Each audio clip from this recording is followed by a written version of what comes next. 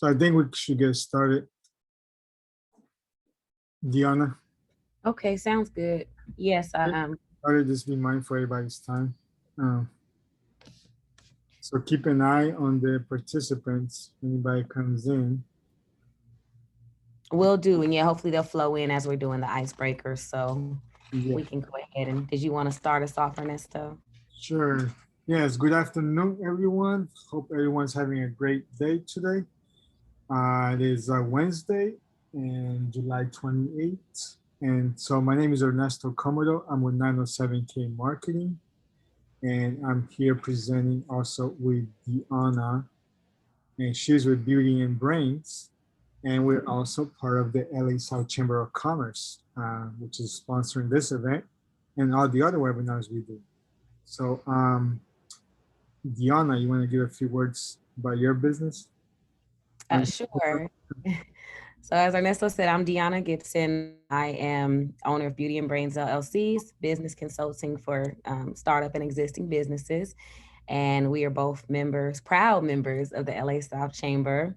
And that is who we are partnering with to put on this amazing webinar that will hopefully help or give some insight to those that are in business or looking to start a business. Okay.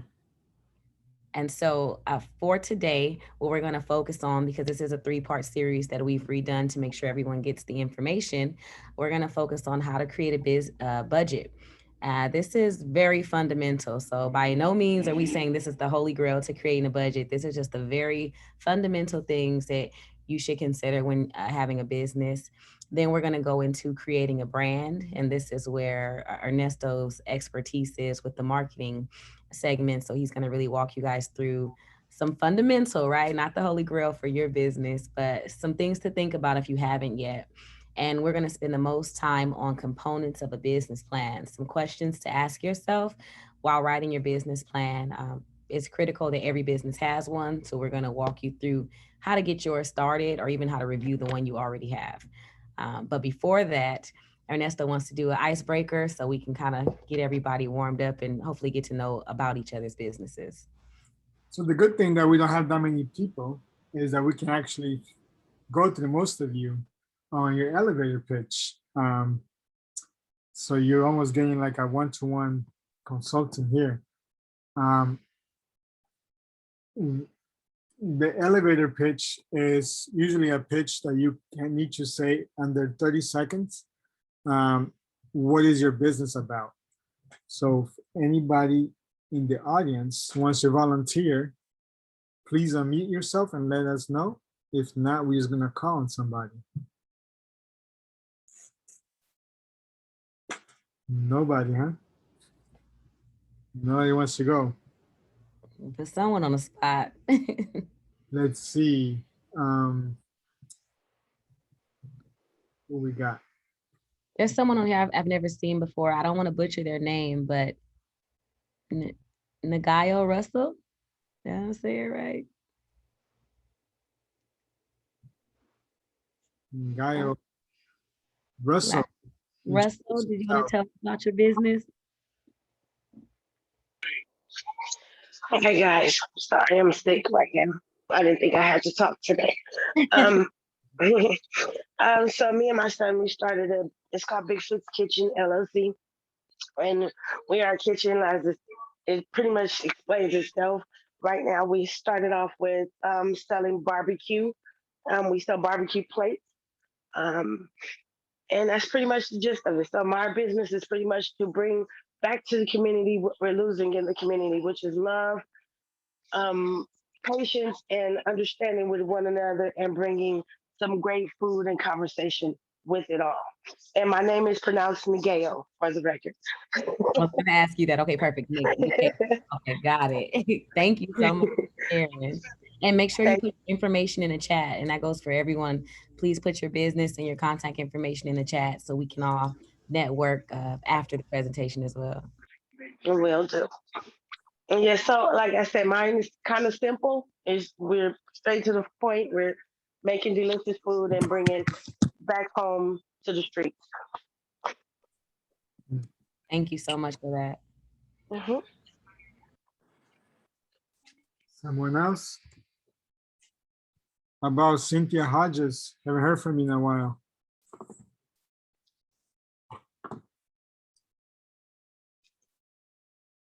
Cynthia, are you available?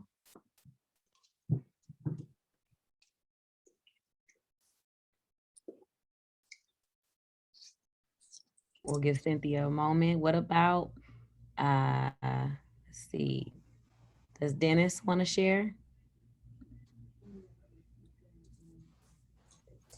I think they joined while we were talking about it. We're just introducing the business, giving the elevator pitch. So if you have a business, please feel free to introduce it and let us know what your business is. Hi, everyone. I'd like to do mine. I'm driving. Oh, Cheryl. Okay, good. Cheryl. Yes. Break Yes. the ice here. Good afternoon. Thank you. I hope my connection is okay because I'm driving. Forgive me. But good afternoon, everyone. My name is Chef Cheryl Tate. I'm with Nurturing Chef Personal Chef Service.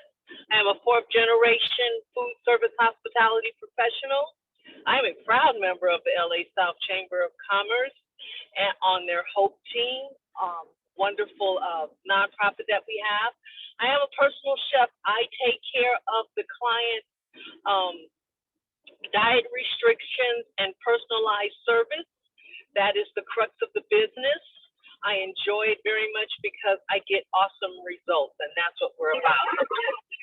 I'm also a baker, and I also am the creator of Everyday Elixir, is an extension of my business, which is very good for your immune system. I'm a health and wellness consultant, and I can be reached at 310-722-9196. And I'm also on Instagram and Facebook. Thank you, Cheryl. When you get a chance, put in the chat when you park. I will. I'm on my way to the grocery store. Not when you Yes, I drive. will. Okay. Thank you, Chef Tate. That was perfect. And the elixir is really You're good. welcome. I am a fan. Thank you so much. Anybody else? I think we got time for one more. Anybody want to give the elevator pitch? Maria, you just joined us. Thank you for joining us.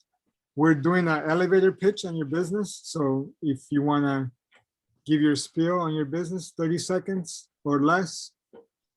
I've been a Kangen water distributor since 2008 when I was very sick, and the Lord brought me to this lady that at the pool, the lifeguard, that told me about Kangen water, and it totally changed my life. And within a couple of weeks, I knew I had to have my medical unit from Japan, and I got it, and it's changed my whole family's life, and in particular mine. I'm almost 70 years old, and I feel awesome, and I just would love to share this with everybody. Just give water away, let people experience the difference. Kangen water. My website is kangenhabit.com. Please put in the chat when you have a chance. Okay. Thank you. Good, thank you, Maria. So that's some great things. I think I really like all of you guys' pitch, and if you see here on my right-hand side in the screen, the golden circle, you always want to start with your why. Why are you in business? And I think most of you did that pretty good. You know, the first one, she says she's starting with her son. She want to bring it to the streets. Chef Cheryl, she immediately started saying that she's a fourth generation chef. And Maria said that, you know, that she was very sick when she started. So those are very good reasons. Some of you can dig a little bit deeper on a purpose that's higher than you or beyond you. It might be a little bit more interesting, and then bring it to you when you're talking about your why. And from building your why, then you go to your how. So how you do this, how you know, how kind of like mentioning, you know, how Maria contacted the salesperson and started getting the water and the machine. So that's kind of like your how, or your team, or how you do what you do, how you make the food that you make, and then your what at the last. Like Chef Cheryl did a really good job showing that she's a baker, she does her elixir, and she's also with the health and wellness. So very good. Make sure to all of you guys always keep working on your elevator pitch. It's always changing. The same way business changes, your pitch should always change. Um, but just keep the golden circle in mind, which is your why, your how, and your what.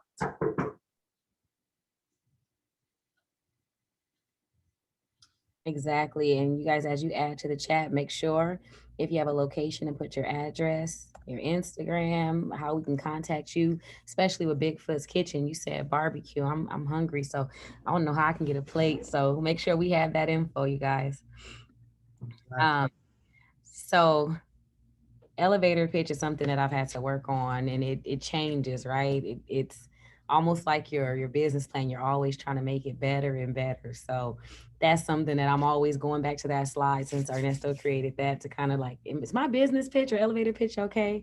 But after that, probably the second most important thing would be creating a budget, and a lot of people do that, I guess, after the fact. And so it's important for us to plan ahead, right? To know what the investment is in our business, if we can even afford to go into said business. And we don't know that until we really go through what it will cost to start up and run these businesses. And so one of the main things you want to look at is startup costs, right?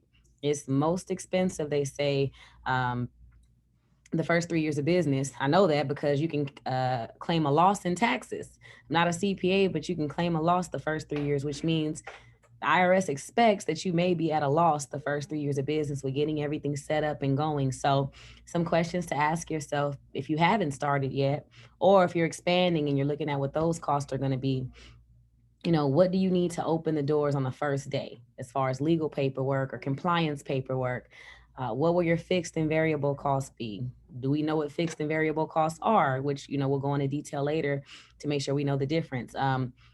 What can contribute to keep the cost low? Do you have some chairs that are in decent condition that are just kind of collecting dust in your garage? Sometimes we have to say, look, this will do for now. We can get, glamorous as the business starts making money.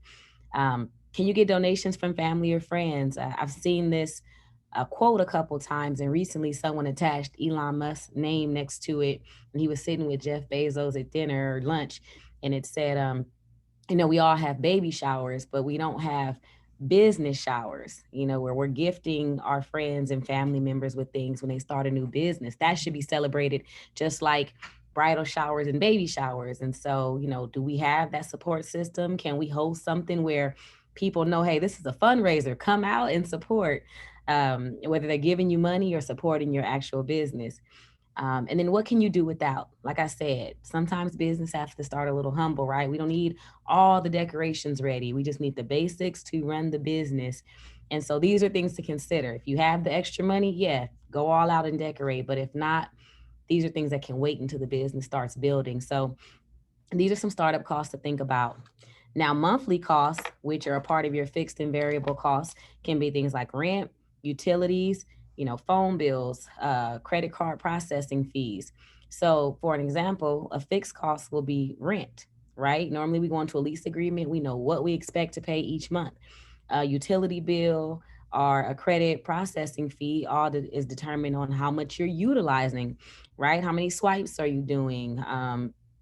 Your phone service, did you dial long distance, how long did you leave the lights on? So those are going to be your variable costs. Office supplies, dues, and subscriptions, we might be able to get those consistent, but you want to make sure you have an idea of at least the range of your variable costs and have your fixed cost and those two combined are going to give you your monthly cost. How much does it cost monthly to run this business? How much do I need to make to see a profit? And we want to make sure, and if I'm moving too fast, let me know, but we also want to make sure that we are tracking our budget. Why is that important? Taxes, right? We want to have write-offs. We want to make sure that we're paying our fair share of taxes or getting what's owed to us coming back. But if we don't track our budgets, we don't have our receipts, we don't have a separate business bank account, you may not know what you're making. I have a client that said, "Hey, I made $20,000 last month," and I said, "Well, how much did your products cost?" "Ooh, I was just buying here and buying there." And I said, "Well, you don't really know how much you made. You just know, what your gross is. We have to figure out what was actually spent. And you can only do that if you're actually tracking your budget and staying organized. So that's going to be very important when going into business. And if you're in business already, you know how true this is. I'm not always perfect or diligent about this, and I pay for it at the end of the year when I'm scrambling and trying to get all my tax documents together, and the CPA is looking at me crazy. So these are some things to look at. Another reason tracking your budget is important. If there was an investor opportunity for myself, or I wanted to expand my space and lease or have a new unit, they want to see your financials. And if you haven't been tracking, you probably don't have the financials, which could possibly close doors for you. So we just want to make sure we're always prepared. And a standard rule of thumb, you can utilize it or not, but what I've seen is people spend about 15% of their profit on rent, 20% set aside for taxes, and about 15% goes to marketing, which Ernesto can tap into a little bit later. So if there's any questions on that slide, please add them to the chat. And then if we don't address them through the webinar, we will address them at the end. Yes. For as far as the marketing goes, 15% is a great number for a startup. Startups should spend anywhere from 10 to 20%. So always put that in mind. Of course, if you're a big company like Walmart, then you only need to spend like 3%, but that's still like hundreds of millions of dollars. But for a startup, 10 to 20% is a good rule of thumb. It varies from business to business, but just keep that in mind.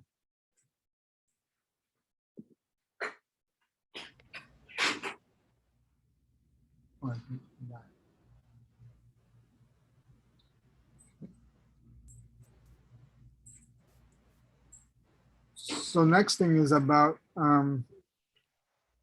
once you're starting a business, is also keeping in mind how you want your brand to be. A brand should be a brand. What is a brand? A brand is a perception of what people think of your business.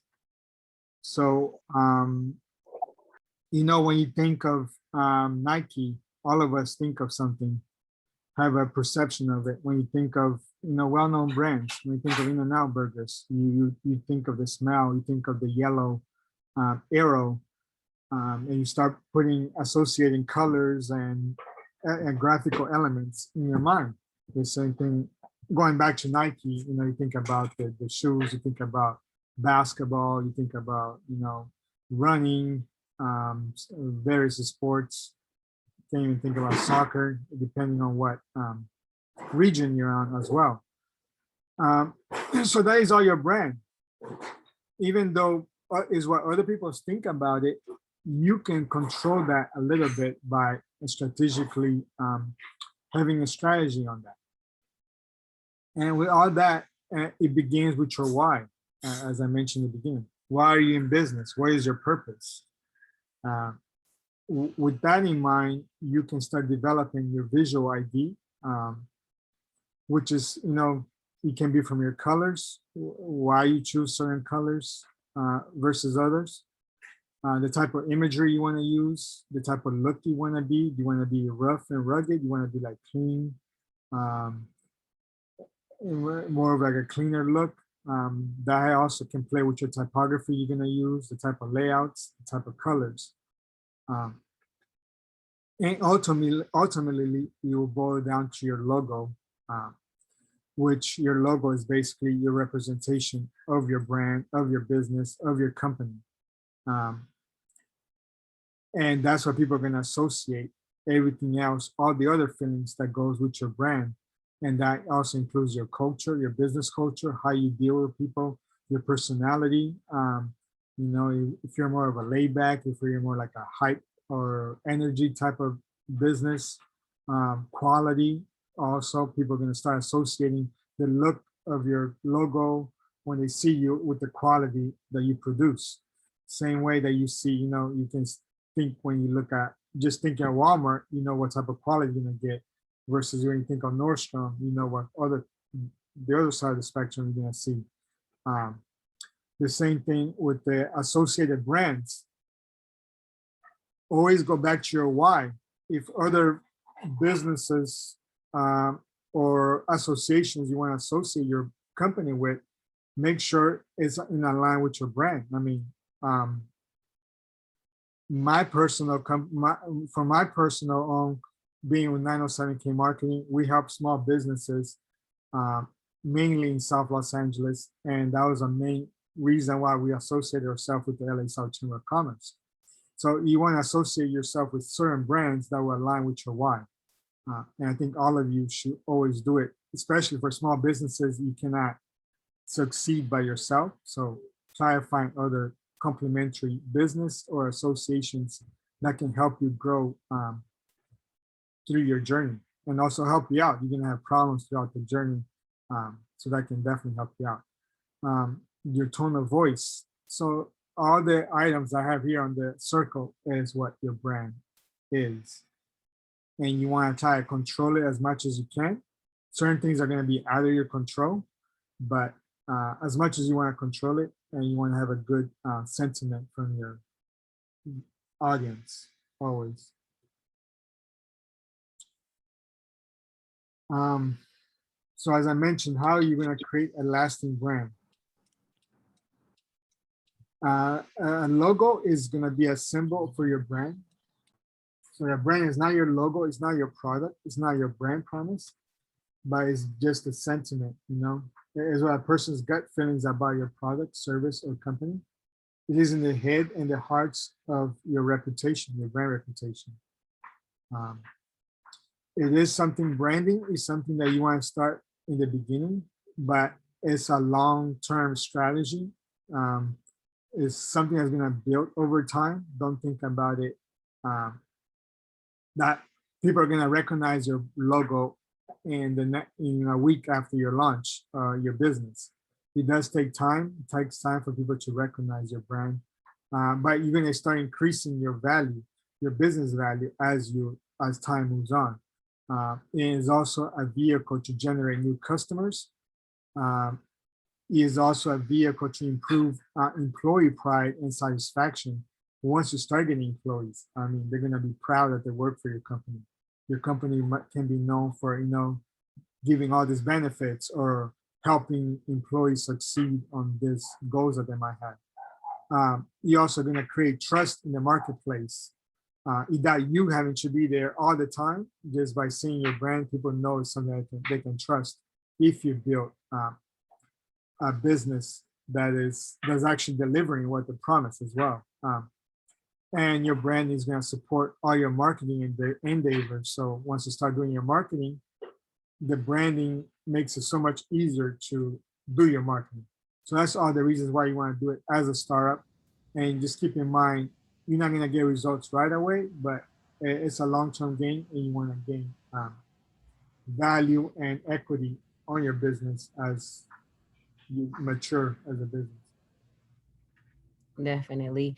Just to add to that, Ernesto, I don't know which 3-part of the series it was in, but we speak about when you expand and grow your business and you start hiring people, it's really important that they understand what your brand represents, so they don't tarnish your brand. So we do get into that on an entirely different series, but brand awareness is so important, and a lot of people get a little confused or mixed up with forming your business properly, like an LLC, a corporation, or nonprofit, and your actual brand or logo. So I'm glad Ernesto really broke that down. Your trademark is how you protect your brand, right? So if tomorrow Walmart decided to use Nordstrom's, branding, people might get confused and walk in Walmart assuming that they're going to get that same level of customer service or product or same level of experience that they would get at Nordstrom. So your brand has to be protected to make sure that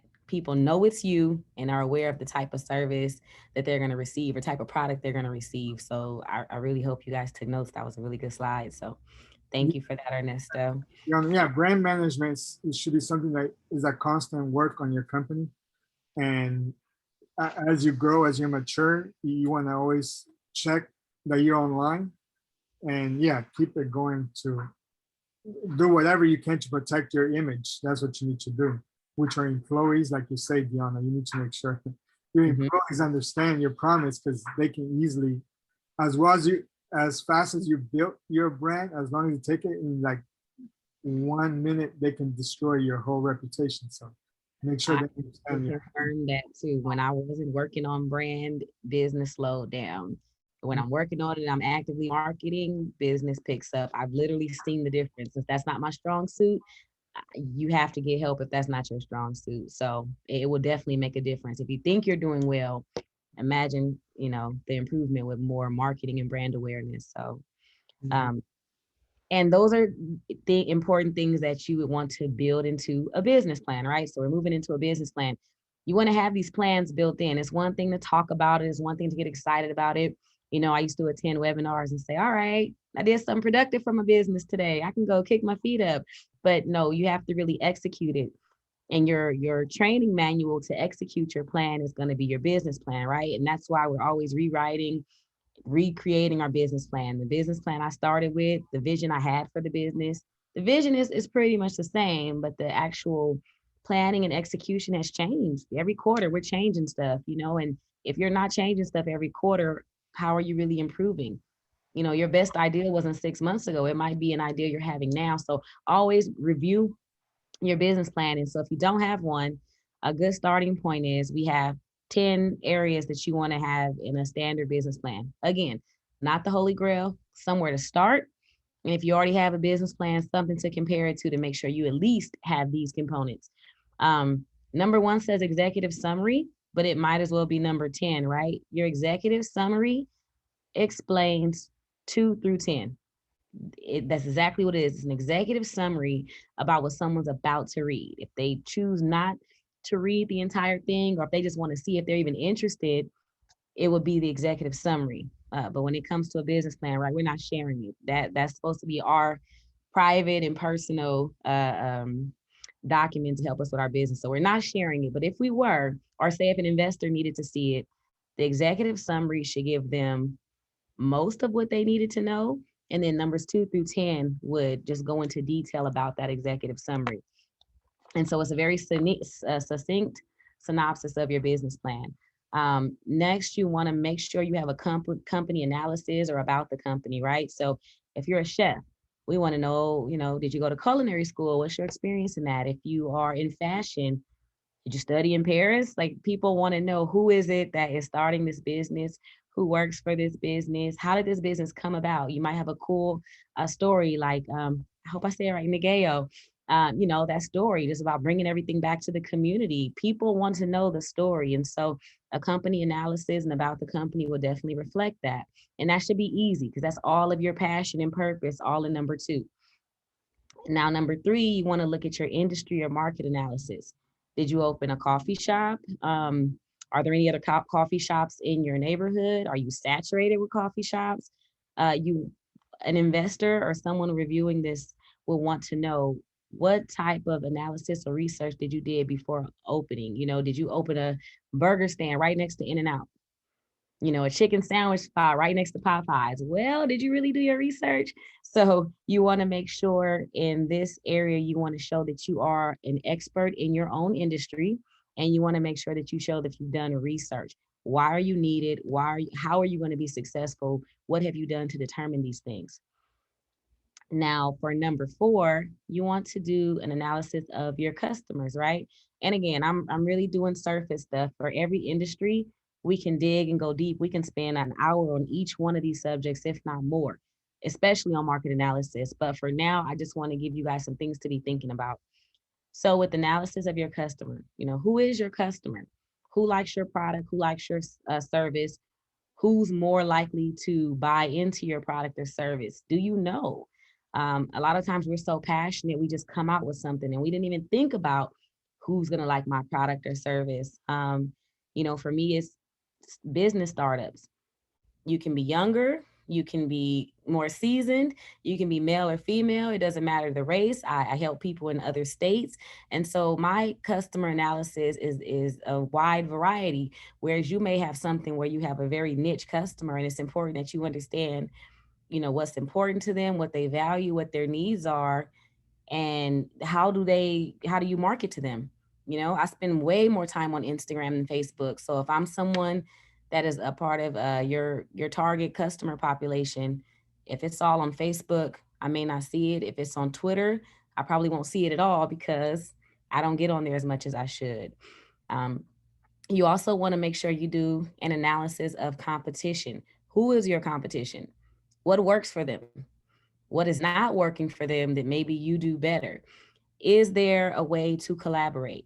Like Ernesto and I said at the intro, for those who weren't we in the call, we are proud members of the South LA Chamber of Commerce, and there are a lot of us that have similar services, but it's not a competition. We find ourselves collaborating. We have a business concierge team that welcomes new businesses. And so a lot of us are consultants, a lot of us do taxes or marketing, but it doesn't stop us from collaborating and being successful together. So you want to make sure you look for those opportunities too. It's not just competition. How can I be better than them? It's also, you know, can we collaborate and make money together, or service more customers together? So those are some things to be thinking about when you're analyzing your competition. Do your research, see who's out there that's similar to you. And if you think, I'm unique, well, on the customer's point of view, who's similar to you? And from there, you want to go into marketing, sales, and like having a product plan, which, like I said, this is not my expertise. So I'm going to stop here and let Ernesto go into more detail on this area of your business plan.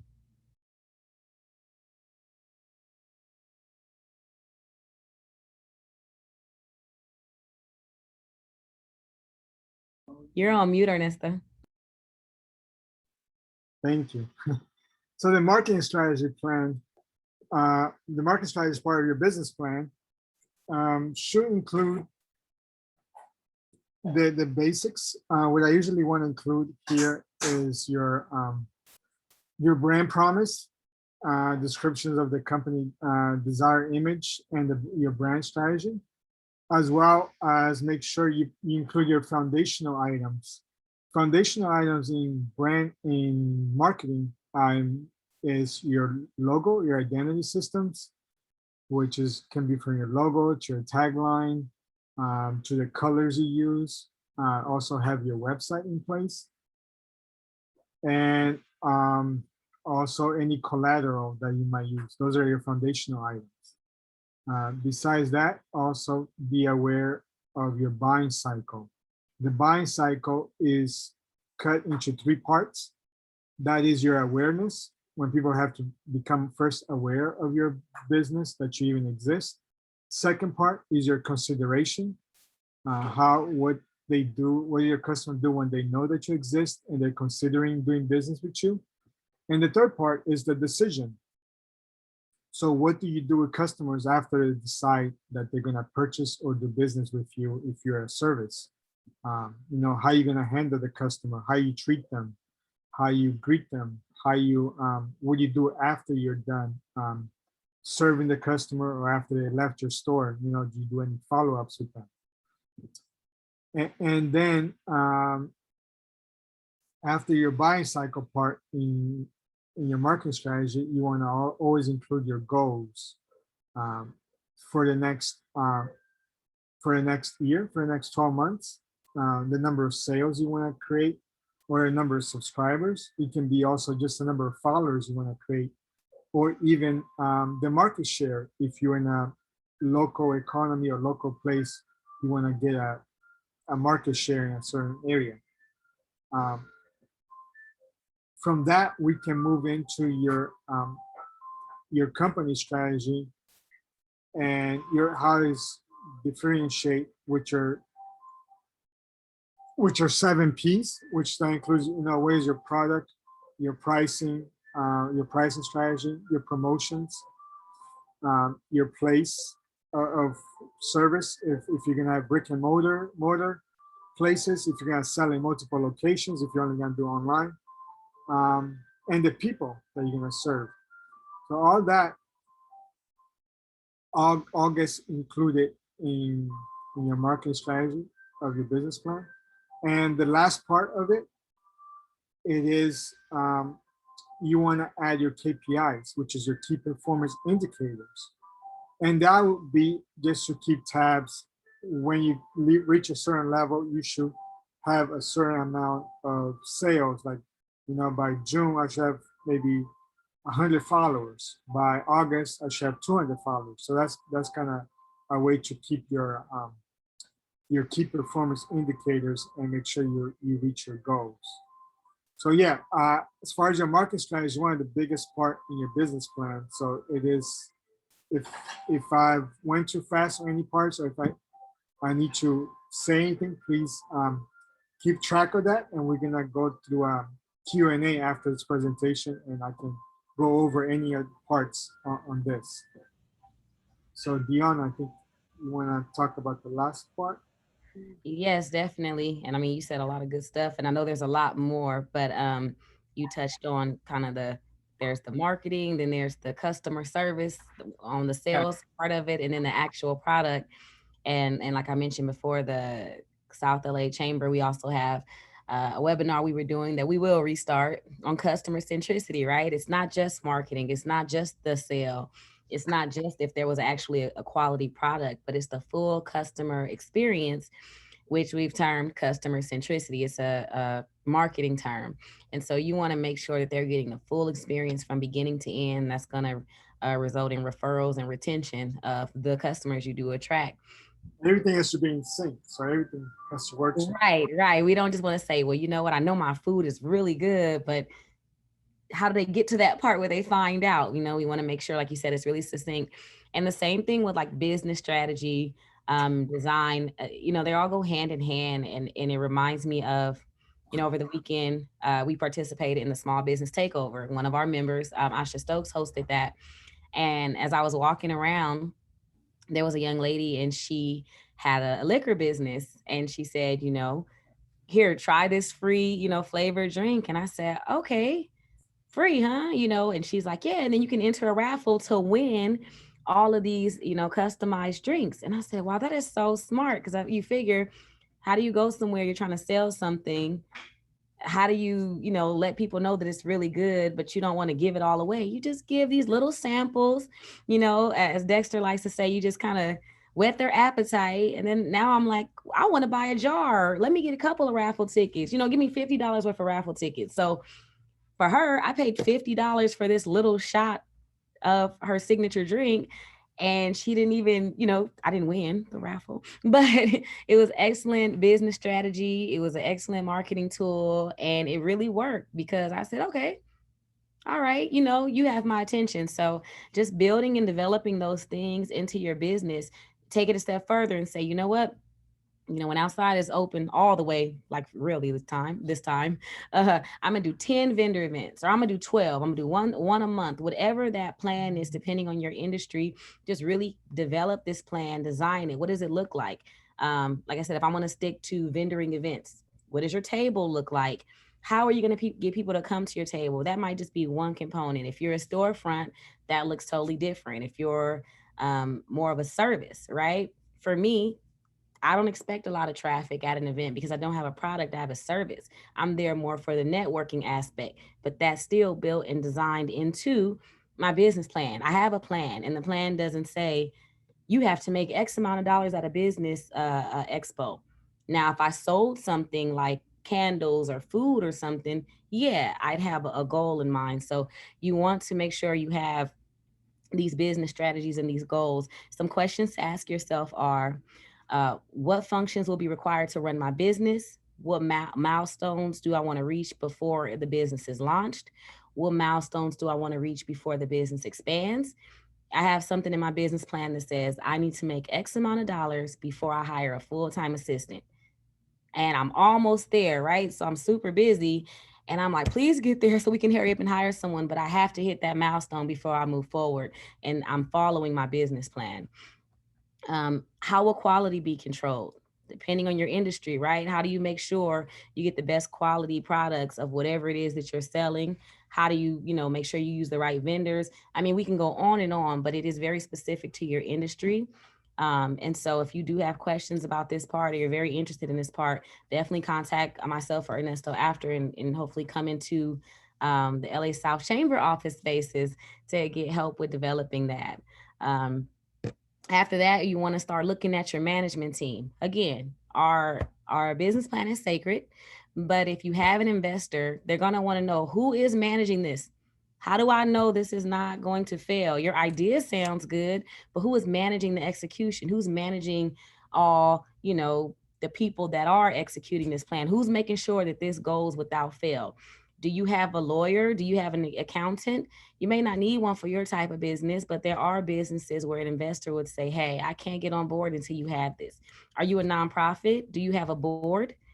I don't know if I want to donate if a nonprofit doesn't have a board and they're not holding meetings. I feel like, is it organized? Do you guys know what is going on with the business? What's the management personnel's background? You have a financial manager that went to school for something totally different, or has worked in an industry that doesn't deal with financials at all. Can you explain that a little bit more to me? And that might be explained in your business plan when you're going over the resumes and expertise of your management team. It kind of goes hand in hand with the about the company, right? Who owns it? Why they started? How are they an expert in this industry? So your management team is going to be similar to number two, which is the more about you, about your company. Next, you want to move into the financial plan. This is probably one of the hardest parts for people who don't have a natural financial background, and that's okay. But that is where a lot of people may lose out on resources, right? We want to make sure we know what our profit and loss looks like. What does our cash flow look like? What does our balance sheet look like? And if I'm talking another language to you, that's fine. That just means you need someone else on board or on your team to assist you with developing that. Maybe you don't want to invest in having a full-time accountant, but at least work with an accountant or someone that has a strong financial background to help you at least develop this section. It'll help with things like pricing strategy, which move back into your marketing tools. So a lot of these sections can overlap. Based on marketing and sales, you can determine a pricing strategy. That's going to go into your financial plan to determine how much you spend on the product versus how much you make on the product. So all of these things are going to go hand in hand. And finally, once you have your financial plan and how you're even going to build the money up to start the business, if it's your savings, if it's donations, right? That business shower we talked about, we need to really normalize that. After that, most people have an appendix, and I look at the appendix as just the research you did, the visuals, the graphs, the charts, the pretty stuff for those that are visual. I always think about talking to a room full of investors, like in a movie. You're trying to get the deal, and you have all these pretty charts on the board, and you're explaining everything to them so they can read it, but now they can see it. And so your appendix should have illustrated the things that you discussed throughout your business plan in words. And so with that, those are pretty much the key points of a business plan. Of course, there's a lot more. And for your industry, you might have additional sections, but everyone should at least start by covering those 10 main areas.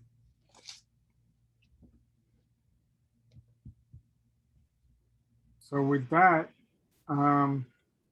we'd like to open it up for questions. If anybody has any questions, feel free to unmute yourself, ask the question, or put it in the chat.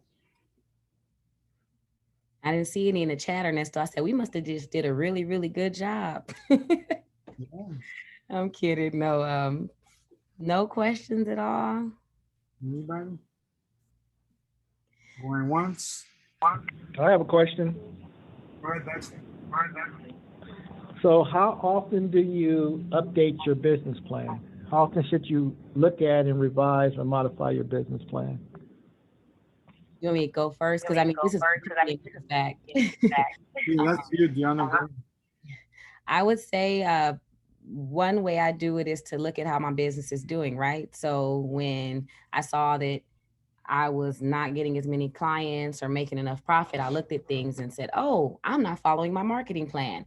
And so let me start following this marketing plan quarterly, staying on top of it quarterly. That's a good indicator to see where sales are going. Are they improving? And if things are going really, really well for your business, you may look at things annually. But I would say don't go more than 1 year. As a rule of thumb for myself, opinion based, no more than 1 year if you're doing really well. And if you're struggling a little bit, monthly or quarterly. Yeah, I I would say the same as Diana. It depends on your business and how you're doing, and if you need to pivot. Anytime you need to change your strategy, go back to your business plan. That way you can see what's going on, maybe what you need to change, what's not working in your plan, and change that up. But you want to review it. Even if you're doing good, you want to look at it every year at least, just to make sure you're um, in the right strategy, or if you change something that you want to change, if you plan to expand. Maybe you did so well that you passed your business plan, you want to expand, you want to add other things to it. So you want to always check on it. If you're a bigger corporation, if you have a board, then you do want to check every quarter, and you want to make sure your KPIs are online on your market strategy. And if they're not, then that's when you want to make adjustments and changes. And you notice large companies have that 5-year strategic plan. So they already know they're successful. They have brand awareness. They have everything in place. Now they're only looking at it every 5 years, but I don't think I would go that long with something that's near and dear to me. But with that, if you do still have additional questions, you guys know that Ernesto is your marketing strategy guru, can help you with all things marketing, whereas I do help with business formation, business planning. So if you have questions after this presentation, because we're going to have 3 more minutes of your time, feel free to contact either of us for assistance in any one of these areas with the business plan. And we definitely want to continue to promote that. The chamber has an in-person office where we're doing one-on-ones and trainings. We love webinars online. We've gotten used to it, but there's nothing like, when it's safe, as long as it's safe to do so, that in-person interaction. So we definitely want to promote that. I don't know if Dexter has anything he wants to add about the chamber's office space. Yeah, so what we'll do is, like I said, again, you hit it right on the head when it's safe, of course, and, because all these different mandates are coming down for us, wearing a mask, when to wear a mask, when not to wear a mask. So we're just kind of monitoring it. But we are looking at open up the calendar for in-person training, hopefully starting later on next month in August, and definitely this fall, so we can have some more in-person and training classes. So thank you. And I want to say one more thing before you guys leave us. And I used to be confused on this too. So as a member of the chamber, we have a lot of members and resources that will assist you with your business for totally free. Webinars like this, totally free, right? Where people will help you kind of do a DIY or do it, but DIY, do it DIY. Oh my gosh, I'm hungry. Do it yourself in business. Dexter asked me that what that acronym meant, and now I mix it up. Anyway, it's Dexter's fault. So, well, you can do it yourself, right? And they just kind of walk you through the steps, but the work is on you.